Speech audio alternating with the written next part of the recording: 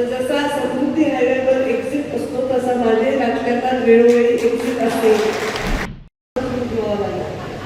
मी म्हटलं आमच्याकडे अंबेजोगाई ही सांस्कृतिक राजधानी आहे आणि परळी हे व्यापाऱ्यांचं शहर. इथे भावना थोड्या कमी वापरल्या जातात, रसिकता शून्यमध्ये मार्गस्मरण होत जातात आणि म्हणून मला असं वाटलं की हा रिस्पॉन्स कसा होईल. जेव्हा मी राजकारणात पहिलं पाऊल ठेवलं होतं तेव्हा मी हे सांगितलं होतं की मला जर राजकारण माझ्यासारखं नाही वाटलं, माझ्या विचारांशी समोर नाही वाटलं, तर जसा समृद्धी हायवेवर एक्झिट असतो तसा माझे राजकारणात वेळोवेळी एक्झिट असते आणि जो एक्झिट क्षणी तयार असतो त्याचं राजकारण तो अशा ठिकाणी अशा पद्धतीने करतो की यांच्या कवितेला सगळ्यात पहिले टाळे वाजवून मी लागते.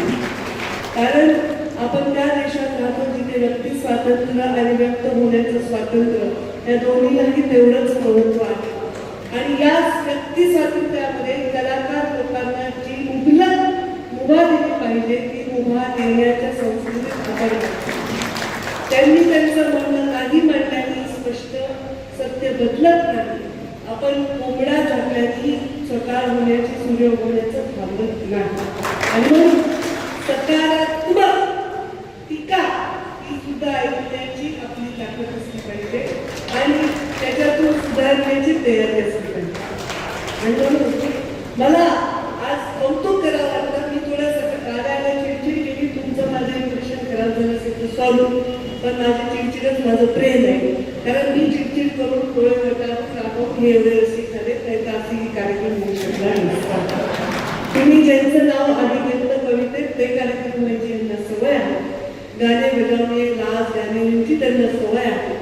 इथे शिट्ट्या बिट्ट्याची मला सवय नाही, कारण माझ्या डोळ्याच्या भागात वाढलेले लोक वयस्कर असले तरी, पण शिट्टी बायकांनी मारली काही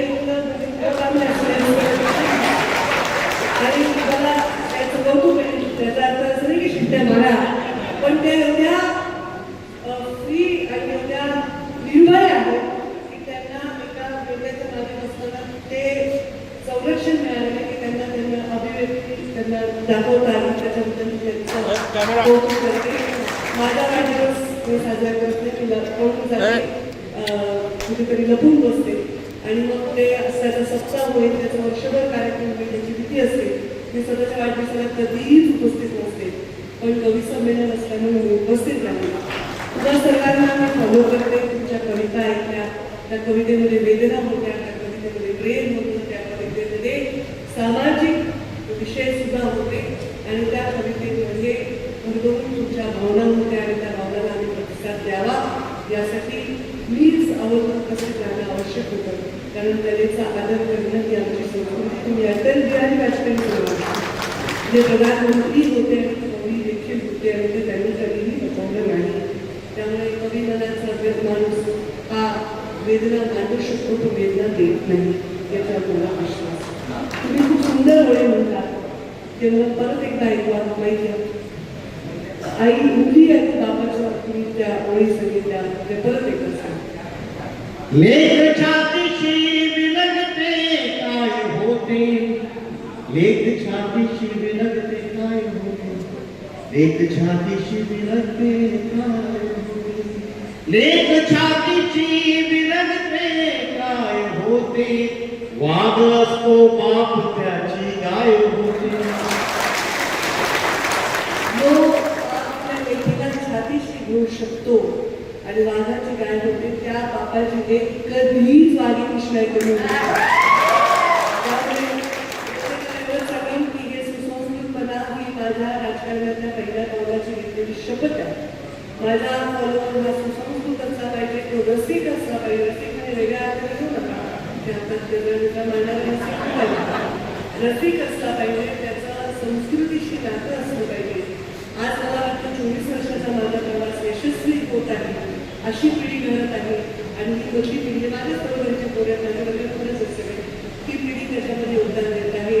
त्याबद्दल त्यांचे खूप खूप खूप खूप आभार मानते. आम्ही तुमचं ऐकून घेतलंय. माझा कार्यकर्ता कवी आहे, त्याची एक कविता घेऊन आपण समारोह करूया. युवराज हे, कारण ते कार्यकर्त्याचं नाव लागणं हे सुद्धा नेत्याचं कर्तव्य आहे आणि आम्ही तुमच्या कविता ऐकून आमच्याकडे ऐकलं पाहिजे आम्हाला. त्यामुळे युवराज एक तासभर 100 गाण्याची लवकर. महाराष्ट्रातील सर्व बातम्यांचे विश्वासार्ह व्यासपीठ. सकाळच्या सर्व सोशल मीडिया प्लॅटफॉर्मला लाईक, फॉलो आणि सबस्क्राईब करा. तसंच सर्व नोटिफिकेशनसाठी बेल आयकॉन प्रेस करायला विसरू नका.